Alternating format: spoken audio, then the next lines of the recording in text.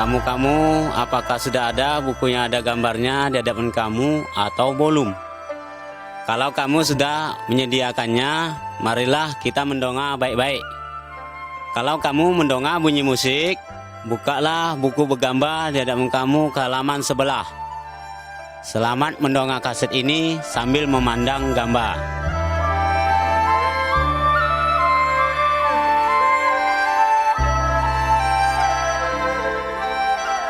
Gambar 1.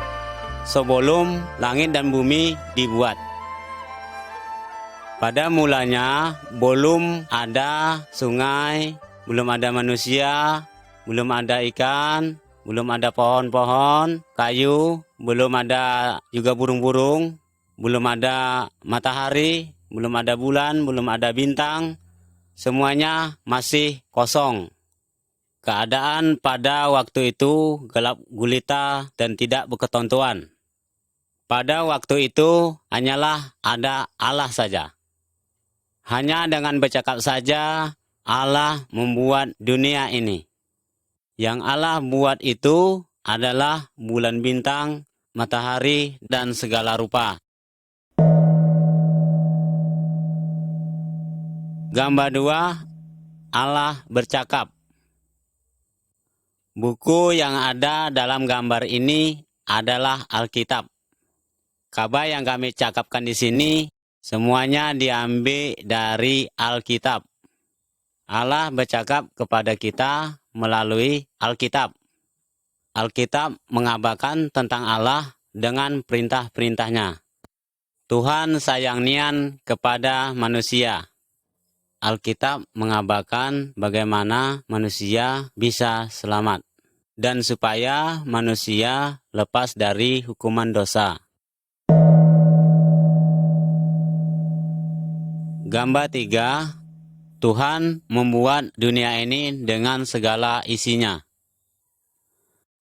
Sesudah Tuhan membuat langit dan bumi, Tuhan juga membuat sungai, pohon, binatang-binatang, dan segala isinya.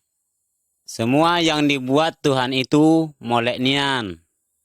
Tuhan juga membuat manusia. Allah mengangkat manusia untuk menjadi penguasa atas semua yang Tuhan telah buat. Allah mau yang Tuhan telah buat semua hidup cukup baik. Gambar 4. Adam dengan Hawa. Jantan yang pertama Tuhan buat namanya Adam. Dan betina yang Tuhan buat namanya Hawa. Adam dan Hawa senang hidup di dalam kebun yang bernama Kebun Eden. Allah bercakap kepada mereka berdua, buah yang ada dalam kebun ini boleh kamu makan. Tapi buah kayu yang satu ini tidak boleh kamu makan. Kalau kamu melanggar perintah ini, kamu akan mampus. Tapi iblis datang lalu menipu Adam dengan Hawa. Adam dengan Hawa makan buah yang dilarang oleh Tuhan. Mereka melanggar perintah Tuhan. Mereka telah membuat dosa, sehingga Tuhan menghukum mereka. Adam dengan Hawa telah diusir dari kebun Eden. Tapi Tuhan tetap sayang nian kepada mereka. Allah berjanji akan mengirim seorang juru selamat yang akan menghapuskan dosa mereka. Gambar 5. Kain dengan Habel. Adam dengan Hawa sudah jatuh ke dalam dosa.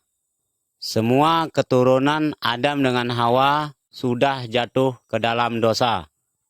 Orang yang memegang belantan ini namanya Kain. Kain adalah anak Adam. Kain benci nian kepada adiknya Habel. Kain memukul Habel sampai mampus. Kain telah berbuat dosa. Awak dengan kamu juga telah berbuat dosa. Cuma kita malu mengakuinya. kita telah bercarut, berjudi, penyombong, berjudi, berdusta, juga menyembah datuk keramat dan segala rupa. Tuhan tidak suka nian melihat dosa. Gambar 6. Perahu Bosa. Manusia, keturunan Adam dengan Hawa semakin lama semakin jahat, sehingga Tuhan akan menghukum mereka dalam gedang sebagai hukuman dari Tuhan. Tapi masih ada orang yang mau percaya kepada Tuhan. Nama orang tersebut itu namanya Nuh. Tuhan menyuruh Nuh itu membuat perahu yang bosa. Setelah perahu nan bosa itu selesai, Nuh dengan keluarganya masuk ke dalam perahu nan godang. Nuh juga membawa orang lain ke dalam perahu nan godang. Tapi mereka semua tidak mau percaya kalau Tuhan itu akan menghukum mereka. Gambar 7. Dalam gadang. Setelah Nuh masuk dengan keluarganya ke dalam perahu nan gadang, Tuhan menutup pintu perahu nan gadang.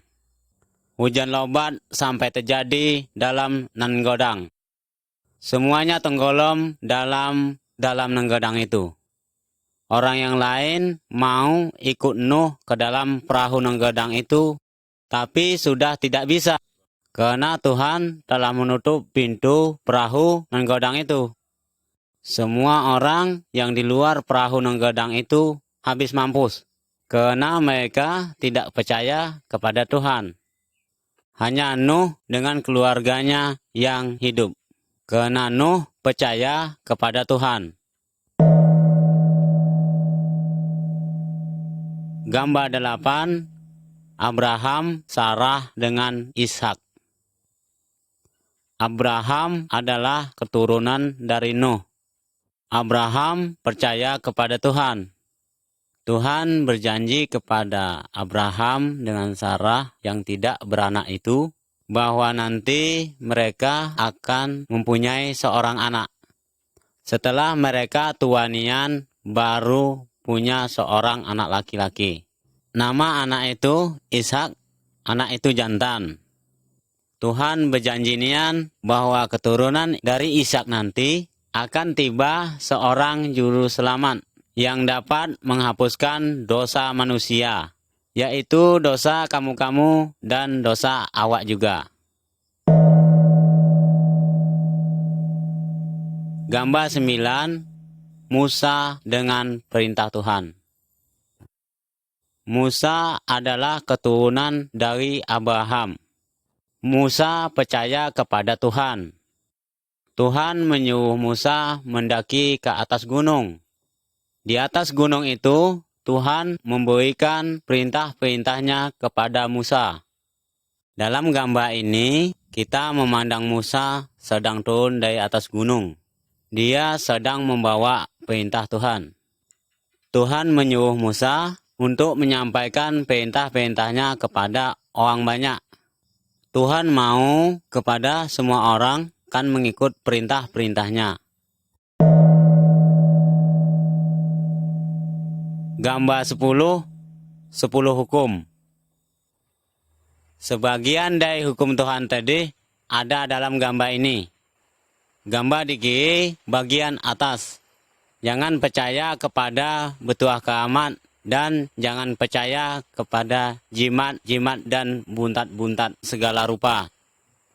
Gambar di tengah bagian atas, sekali dalam seminggu kita harus sembahyang kepada Tuhan.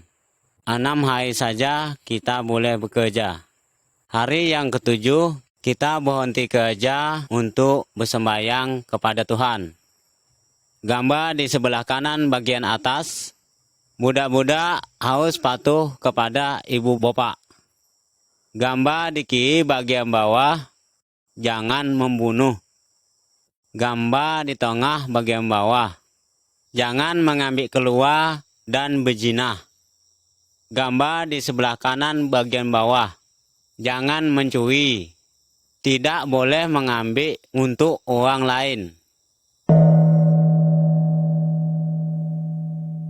Gambar 11, korban untuk menimbang kesalahan. Pada zaman Abraham dan zaman Musa dulu, kalau orang membuat dosa, Tuhan menyuruh dia menyembelih domba. Orang itu menyembelih domba untuk menyesali kesalahannya. Kini kita tidak boleh lagi menyembelih domba atau binatang nan lain sebagai tanda menyesali kesalahannya. Karena Tuhan telah nyata menjadi orang, yaitu Yesus. Dan Yesus telah mati untuk mengampuni dosa kita. Yesus menanggung dipukuli dan bahkan sampai dibunuh. Tapi pada hari yang ketiga, Yesus hidup lagi.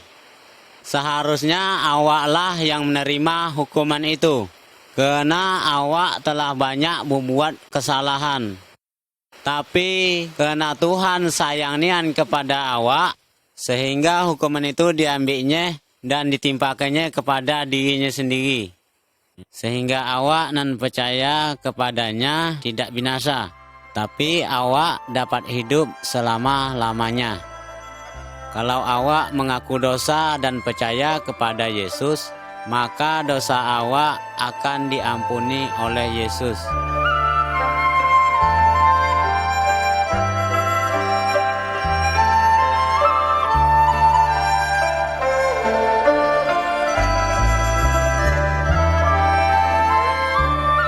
Gambar 12, malaikat dengan Maria. Macam inilah caranya Tuhan Yesus tiba ke dunia ini. Yesus menepati janji Tuhan kepada Adam dengan Hawa. Ada satu orang gadis nan bernama Maria. Inya masih perawan, belum pernah tidur dengan jantan. Inya telah bertunangan dengan seorang jantan yang namanya Yusuf. Pada suatu hari, malaikat tiba kepada Maria. Malaikat itu bercakap, Roh Suci akan membuat engkau bunting seorang anak jantan. Budak itu harus dibagi nama, yaitu Yesus. Yesus adalah juru selamat yang dapat menghapuskan dosa manusia. Malaikat itu juga nan mengabarkannya kepada Yusuf di dalam mimpinya. Yusuf belum pernah melakukan hubungan laki bini dengan Maria sampai Yesus lahir. Gambar 13, Tuhan Yesus dilahirkan. Kira-kira 9 bulan kemudian, pada suatu malam, Maria melahirkan budak jantan. Pada malam itu juga, malaikat Tuhan tiba kepada orang-orang yang sedang menjaga kambing domba. Malaikat itu bercakap kepada mereka, malam ini juru selamat yang dijanjikan oleh Tuhan sudah lahir. Namanya Yesus. Sesudah itu orang-orang yang menjaga kambing domba pergi mencari Yesus untuk menyembah Yesus. Yesuslah yang dapat menghapuskan dosa manusia. Gambar 14, Yesus seperti manusia biasa. Yesus bertumbuh besar seperti budak biasa juga. Dalam gambar ini, kita memandang Yesus waktu berumur 12 tahun. Inya telah pandai mengajar tentang Tuhan kepada ahli-ahli agama. Inya tahu segala rupa karena inya adalah Tuhan. Dalam gambar di sebelah kanan, kita memandang Yesus telah berumur 30 tahun. Inya sedang mengajar orang banyak. Ada orang yang mau percaya, tetapi ada juga yang tidak mau percaya kepada Tuhan Yesus. Tapi Tuhan bercakap bahwa Tuhan Yesus itu adalah Tuhan sendiri. Tuhan mau supaya kita taat kepada ajaran Yesus. Gambar 15, Yesus banyak membuat mujizat. Tuhan yang kita percaya itu namanya Yesus. Yesus hebat nian dan berkuasa nian. Yesus lebih berkuasa dari setan ataupun dukun. Kita pandang gambar di sebelah kiri. Yesus dapat menyembuhkan orang buta. Pandang gambar nan di tengah. Yesus dapat menghidupkan orang mati. Pandang gambar nan di sebelah kanan. Yesus dapat berjalan di atas air. Yesus adalah Tuhan nan berkuasa nian. Gambar 16, Yesus menanggung disiksa. Yesus selalu berbuat bagus dan tidak pernah berbuat dosa. Yesus mengajar ajarnya Tuhan, dan Ia mau supaya setiap orang taat kepada Tuhan. Yesus mengajarkan kepada orang banyak bahwa manusia itu telah berdosa. Tetapi mereka marah, sesudah itu mereka menangkap Tuhan Yesus.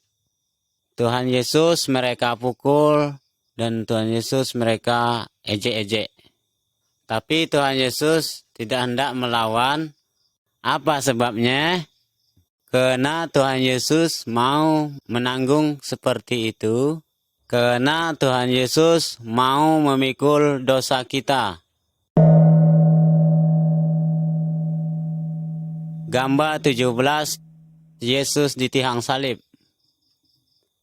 Setelah mereka menyiksa Tuhan Yesus, mereka menyalibkan Tuhan Yesus di tiang salib. Tapi Tuhan menerangkan bahwa kematian Yesus adalah korban oleh karena dosa awak. Tuhan Yesus memikul dosa awak dan dosa kamu sampai Ia mati. Kalau kamu dan awak mengaku dosa dan percaya kepada Yesus, awak dan kamu akan diselamatkan. Apakah kamu mau percaya dan berterima kasih kepada Tuhan Yesus yang telah memikul hukuman dosa kamu? Gambar 18, Tuhan Yesus hidup kembali. Setelah Tuhan Yesus mati di salib, seorang kawan Yesus menguburkan Tuhan Yesus dalam sebuah kubur dalam bukit batu. Lalu pintu kubur itu ditutup dengan batu bosa.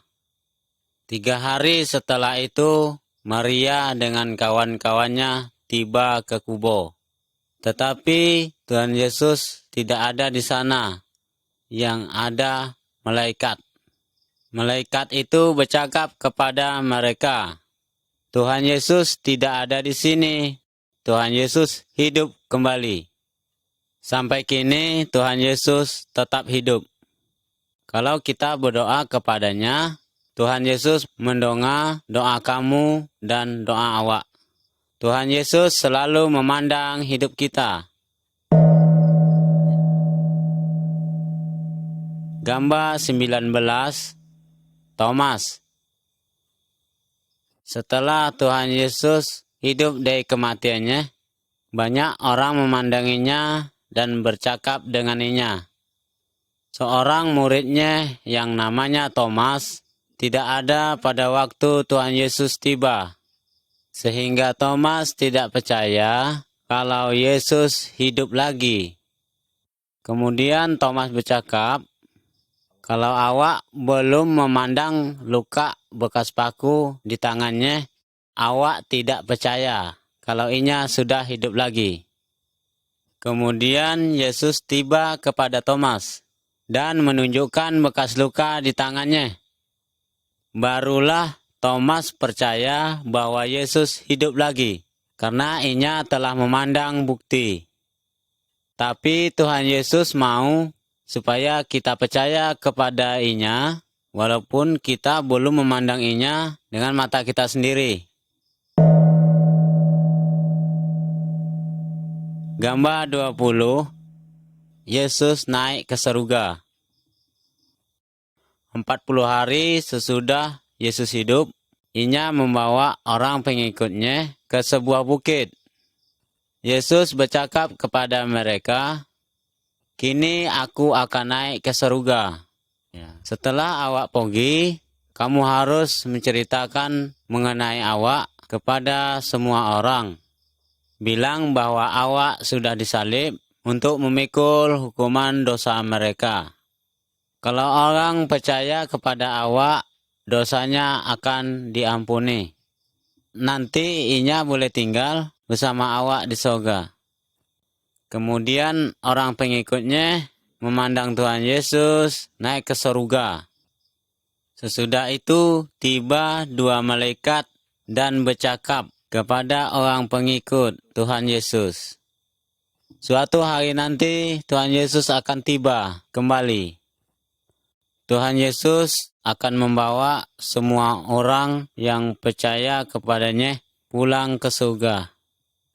Maukah kamu percaya kepada Tuhan Yesus supaya nanti dapat ke surga? Gambar 21, tiang salib. Tiang salib membuat kita ingat akan kasih Tuhan Yesus. Tuhan Yesus tidak berbuat dosa.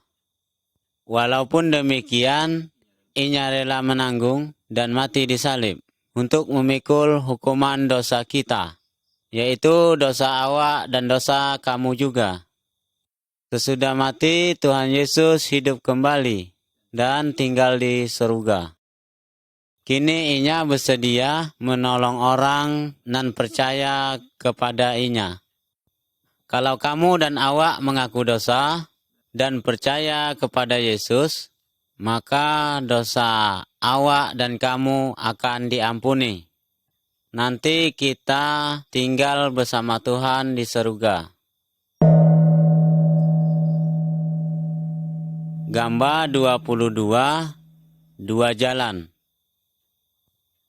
Yesus bercakap, ada dua jalan, yaitu jalan nan lebar, juga jalan nan sempit. Setiap orang sejak Inya lahir, sudah ada di jalan nan lebar. Jalan nan lebar menuju hukuman ke dalam api nan tidak bisa padam. Kalau orang percaya kepada Yesus dan taat kepada perintahnya, Inya berpindah dari jalanan lebar ke jalanan sempit. Jalan nan sempit menuju hidup bersama Tuhan di surga. Maukah kamu percaya kepada Yesus dan berjalan di jalan nan sempit? Kalau kamu mau, bercakaplah kepada Tuhan Yesus. Kalau mau begini, "Tuhan Yesus, awak mengaku bahwa awak berdosa. Awak percaya bahwa Yesus mati di tiang salib untuk memikul hukuman dosa-dosa awak. Tuhan Yesus, ampunilah dosa awak dan ubahlah hidup awak. Awak mau tinggal bersama dengan Tuhan di surga. Terima kasih Tuhan Yesus. Amin." Kalau kamu sungguh-sungguh bercakap demikian kepada Tuhan Yesus, Inya menjadikan kamu dan awak menjadi anak Allah, dan Tuhan menjadi Bapa bagi kamu.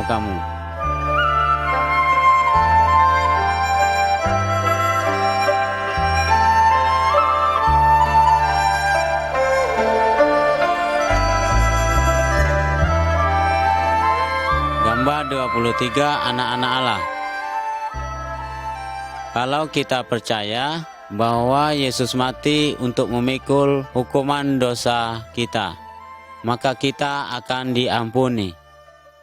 Tuhan Yesus mengubah hidup kita untuk lebih baik. Orang yang telah mengalami hal yang macam inilah, dan sebenarnya disebut orang sudah percaya. Inya dapat menyebut Allah itu Bapa, dan Inya disebut anak Allah. Tuhan sayang nian kepada semua orang, dari segala macam suku dan segala macam bangsa. Dalam gambar ini kita memandang Tuhan Yesus sedang menerima semua orang yang percaya kepadanya. Tuhan mau supaya kamu-kamu dan awak juga percaya kepada Tuhan Yesus dan menjadi anak-anak Tuhan. Gambar 24, Yesus dengan Nikodemus. Dalam gambar ini kita memandang Tuhan Yesus lagi bercakap dengan seorang guru agama namanya Nikodemus. Tuhan Yesus bercakap kepadanya, supaya dapat masuk ke surga, setiap orang harus dibaharukan jiwanya. Hanya Roh Kudus saja yang dapat membaharui jiwa manusia. Awak sendiri tidak bisa membaharuinya, karena awak sudah banyak berbuat dosa. Kalau awak mengaku berdosa dan percaya bahwa Yesus saja yang dapat menghapuskan dosa awak, maka Roh Suci akan membaharui jiwa awak. Nikodemus juga mengakui dosanya dan percaya bahwa Yesuslah juru selamat dan dapat menghapuskan dosanya. Tapi macam mana dengan dosa kamu-kamu? Gambar 25, Roh Suci tiba. Waktu Tuhan Yesus ada di dunia ini, Ia telah berjanji akan mengirim penolong kepada orang pengikutnya. Setelah Tuhan Yesus pulang ke surga, orang pengikutnya dan berkumpul berdoa bersama. Waktu itu juga Roh Suci tiba, tinggal di dalam mereka. Roh Suci membagi kepada mereka kuasa untuk melakukan segala perintah Tuhan Yesus. Roh Suci menghibur dan menolong mereka. Roh Suci menolong mereka untuk mengerti firman Tuhan. Roh Suci tinggal dalam setiap orang yang menyerahkan diri kepada Tuhan Yesus. Roh Suci menolong mereka untuk melaksanakan hal-hal yang menyenangkan hati Tuhan. Orang yang percaya Yesus tidak boleh untuk minta tolong kepada roh yang lain. Roh Suci mau nian menolong orang yang telah percaya, tetapi hanya untuk melakukan hal-hal yang menyenangkan Tuhan. Gambar 26, berjalan dalam torang. Orang yang tidak percaya kepada Yesus sama dengan berjalan di dalam gelap. Orang itu sering tersesat dan terjatuh tidak berketentuan, karena mereka tidak punya torang. Mereka perlu orang yang bisa menunjukkan jalan yang benar dan jalan yang salah. Orang yang telah percaya kepada Tuhan Yesus sama dengan orang yang berjalan di dalam torang. Roh Suci adalah penunjuk jalan bagi orang itu. Roh Suci selalu bersedia menolong kita. Roh Suci selalu menerangi jalan kita dengan firman Tuhan. Gambar 27, taat dengan firman Tuhan. Orang yang telah percaya adalah milik Tuhan Yesus. Oleh karena itu, hidupnya haruslah menyenangkan hati Tuhan. Ia harus patuh kepada perintah Tuhan Yesus. Harus setia dalam sembahyang. Alkitab berkata bahwa orang yang telah percaya tidak boleh berzina atau mengambil keluar, tidak boleh berkelahi, mencuri, tidak boleh berbohong, tidak boleh menyembah petua keramat, tidak boleh menyembah berhala. Ia harus berkawan baik dengan semua orang. Gambar 28, keluarga orang yang telah percaya. Keluarga orang yang telah percaya harus hidup mengikut firman Tuhan. Laki yang telah percaya harus sayang kepada bininya. Bini yang telah percaya harus hormat kepada lakinya. Laki bini harus saling tolong-menolong. Mereka harus mengasuh anak-anak mereka dengan baik dan mengajarkan mengenai Tuhan Yesus kepada anak-anak mereka. Keluarga nan baik harus berdoa setiap hari. Gambar 29 mengasihi lawan. Tuhan menyuruh nan telah percaya untuk mengasihi semua orang, termasuk orang nan berbuat jahat kepadanya.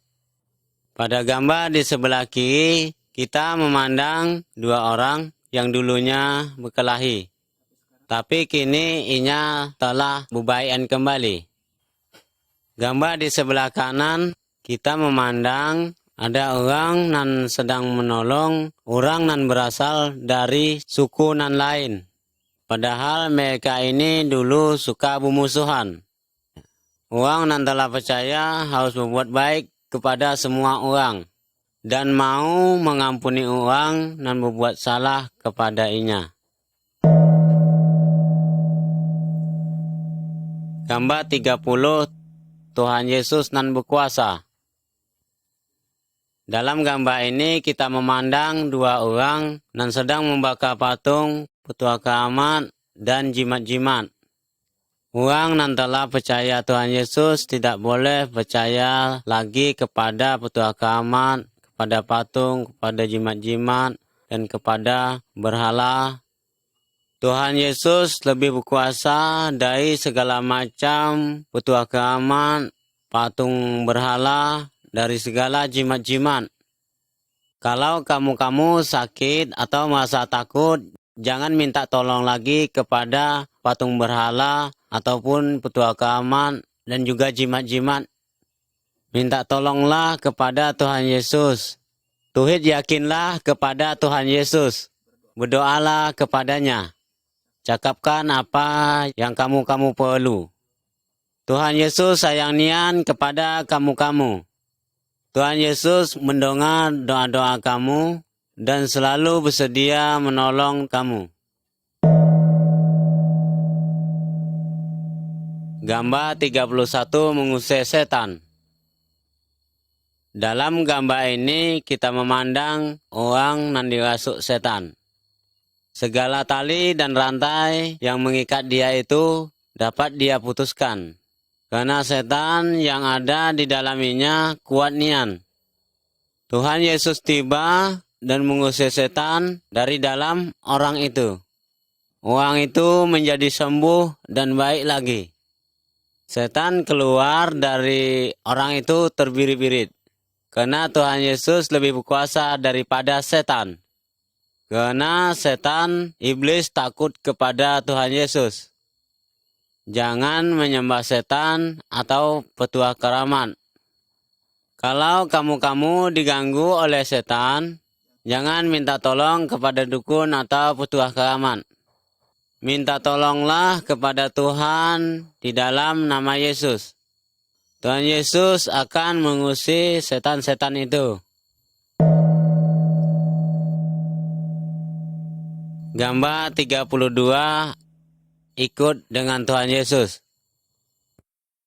Setan atau iblis adalah lawan Tuhan Yesus dan lawan orang yang telah percaya kepada Tuhan Yesus.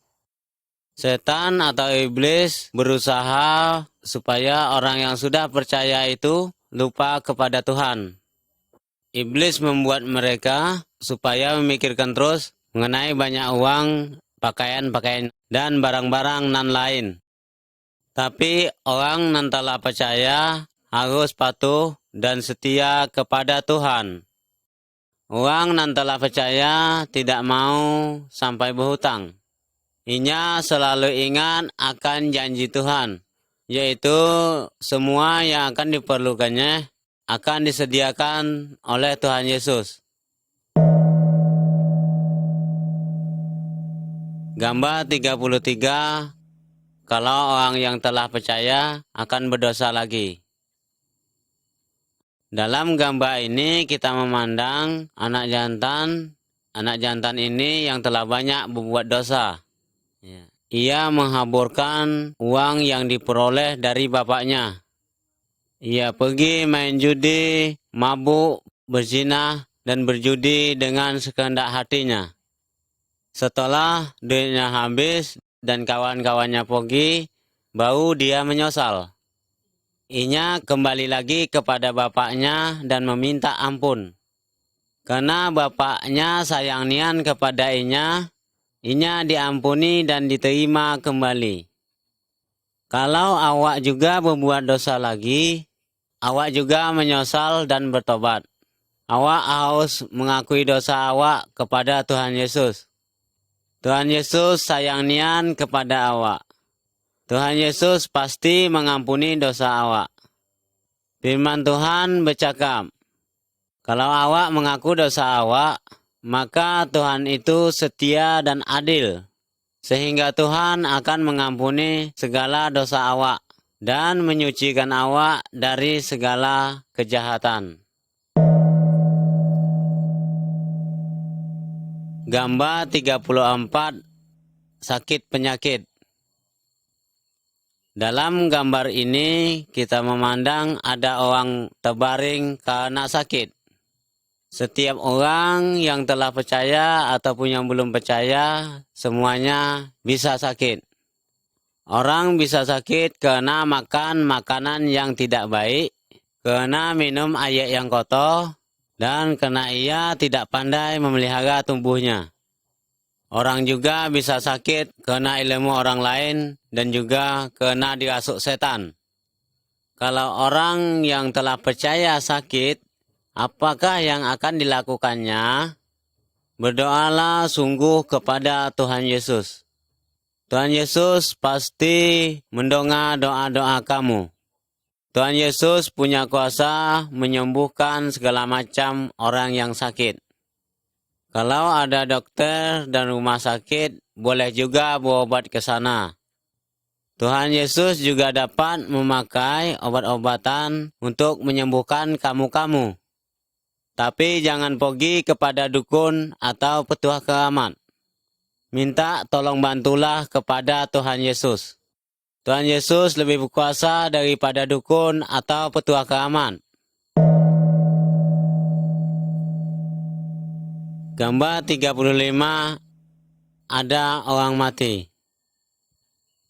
Kalau orang nantilah percaya Tuhan Yesus, inya mati, badannya akan dikuburkan, tapi jiwanya akan ke surga karena dosanya telah diampuni Tuhan Yesus.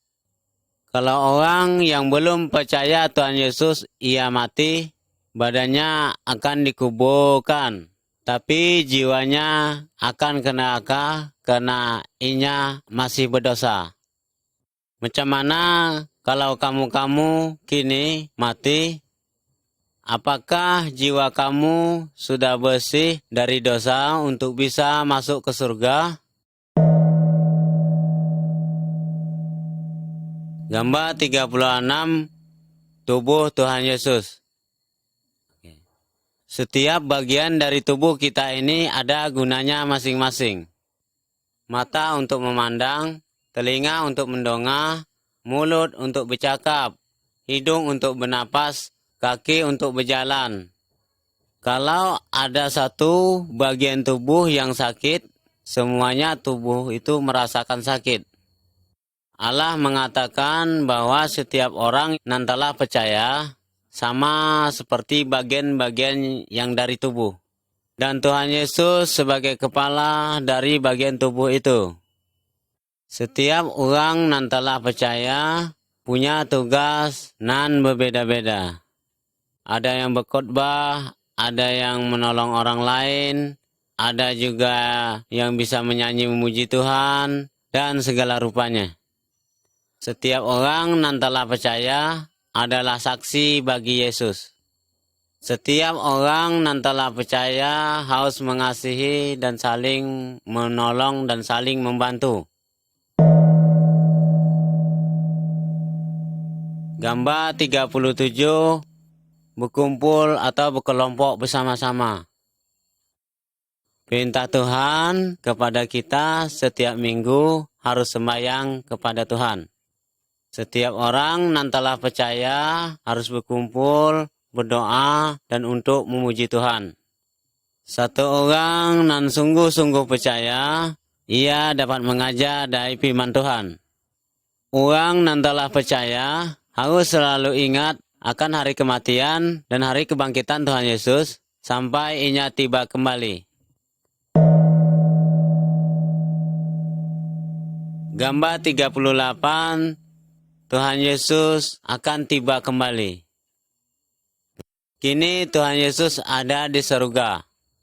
Tapi suatu hari nanti inya akan tiba ke dunia ini. Kalau inya tiba, inya akan membawa semua orang yang telah percaya pulang ke surga.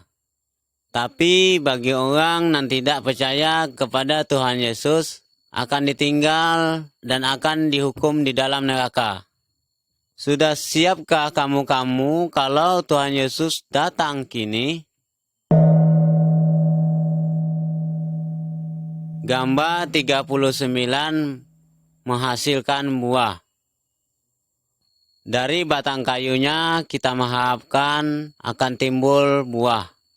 Dahan yang tidak berbuah akan dipotong dan dibuang ke dalam api. Tuhan Yesus merumpamakan dirinya seperti batang kayu, dan orang yang telah percaya sebagai dahan-dahannya.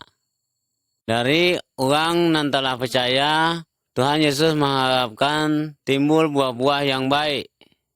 Yang dimaksud dengan buah-buah itu ialah kasih, lemah lembut, damai sejahtera, sukacita, kebaikan, bersedia menolong orang, jujur, dan hidup yang suci. Buah-buah itu akan timbul dalam hidup orang yang telah percaya karena kuasa Roh Suci. Hidup orang yang telah percaya kepada Tuhan Yesus harus lebih baik daripada hidupnya yang dulu. Gambar 40 menceritakan kepada orang lain. Apakah kamu-kamu telah percaya kepada Yesus? Kalau kamu-kamu betul-betul percaya, cakapkanlah kepada keluargamu, karena Yesus itulah yang sangat baik. Cakapkanlah juga kepada kawan-kawanmu bahwa Yesus juga sayang kepada mereka. Cakapkanlah kepada kawanmu bahwa hatimu telah tenang dan tidak lagi takut kepada setan atau petuah keramat. Tuhan Yesus telah menyediakan tempat di surga bagi kamu-kamu yang benar-benar percaya. Cakapkanlah kepada semua orang bahwa ada tempat di surga bagi semua orang yang mau percaya kepada Tuhan Yesus. Tapi ada tempat hukuman di neraka bagi orang yang tidak mau percaya kepada Tuhan Yesus. Cakapkanlah kepada semua orang bahwa Yesus ingin menyelamatkan semua orang supaya tidak dihukum di neraka. Maukah kamu-kamu bersaksi untuk Tuhan Yesus? Pikirkanlah ini baik-baik dan ambillah keputusan yang benar. Tuhan Yesus memberkati kita semua.